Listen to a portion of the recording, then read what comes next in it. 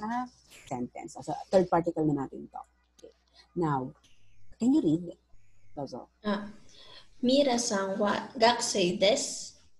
Shumito-san mo gakusei desu. Okay, we have two different sentences. Okay, we have two sentences, different topic, but same predicates. Yeah. Okay. So, meaning to say, Mr. Miller is a student, Mr. Smith is also a student.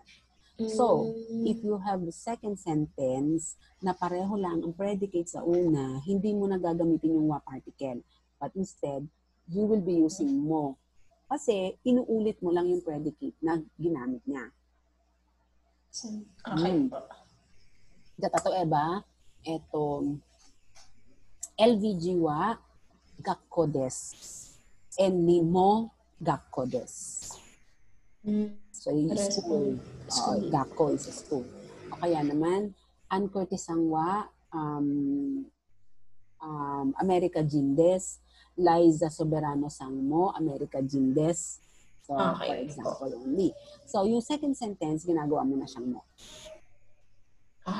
Okay. Now, ano lang ang prohibitions natin sa paggamit ng particle mo, hindi natin siya ginagamit sa negative sentence. Hindi mo siya pwedeng sabihin na, Shumito sang mo gakusei ja arimasen.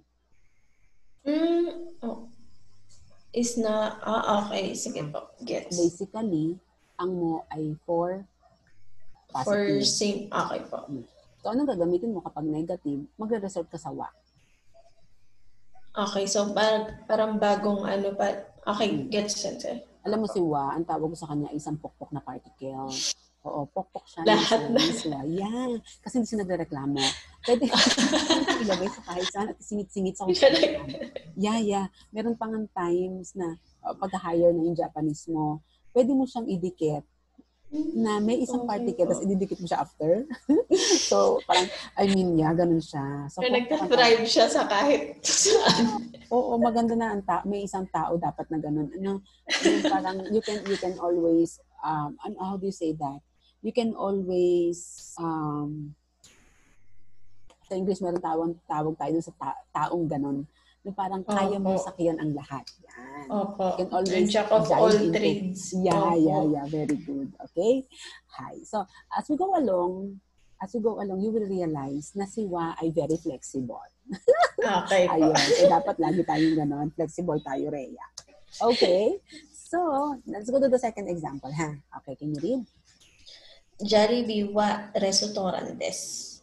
McDonald's mo restaurant desu. You can always justify it kasi we have the same predicate.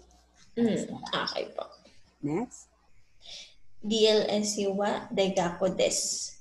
UP mo daigako desu. Yes, DLSU is a university. UP is also a university. Hi. Okay. Now, I'm going to give you this one. You try. You're going to give me 2 sentences out of 2 pictures. Tapos tingnan mo muna ang common denominator nila. Yun ang gawin predicate. Okay po. Ano ang Japanese? Since hindi natin alam. So, pwede mong gamitin ang English. Ego tayo. English. Okay po. Ringo wa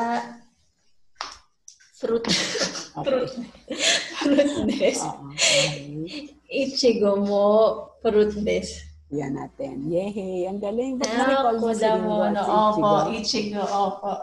Ayan, oo. Pag nagkaanak ulit, pangalanan mo ng prutas. Ichigo. Si Ringo. Kasi meron tayong si Gringo. May mga apple. At saka may mga apple naman po na pangalan, di ba? Yeah. Opo, Ringo. Parang feeling ko mas okay sa asong ipangalan na lang. Ringo. Si Ringo at si Ichigo. Pag nagkapusa ako, pangalanan ko ng ganyan. Okay, or dog. Okay? Okay. And then kudamon is fruit. Kudamon of fruit. Okay, sige. Ann Curtis Sangwa actress des. Tony Gonzaga san mo actress des. Yes. Okay, pero ang ginamit Philippine, okay po. Pero nationality. Yung sagot mo is okay din. Now, can you read? Curtis Sangwa Philippine Jin des. Gonzaga San mo Philippine Gym Des. Yan. Okay, isa pa. Go. Doraemon wa anime des. Bleach mo anime des. Tingnan natin. Tama. So, we pronounce it as Doraemon. Doraemon. Doraemon po. Doraemon. Oo. Doraemon wa anime des. Bleach mo anime des. Okay. Hi. One more.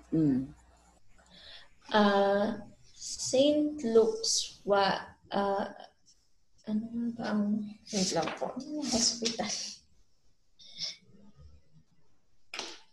Ikasese.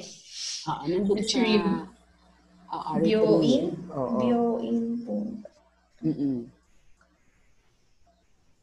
Bioin. Saint Luke's wa Bioin des.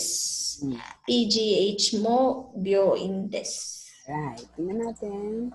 Yes. Okay, hospital. Isa pa. UST wa daigaku des. DLSU mo daigaku des. Okay, so ganun lang. Very simple. Okay, now, you try to make your own sample sentences using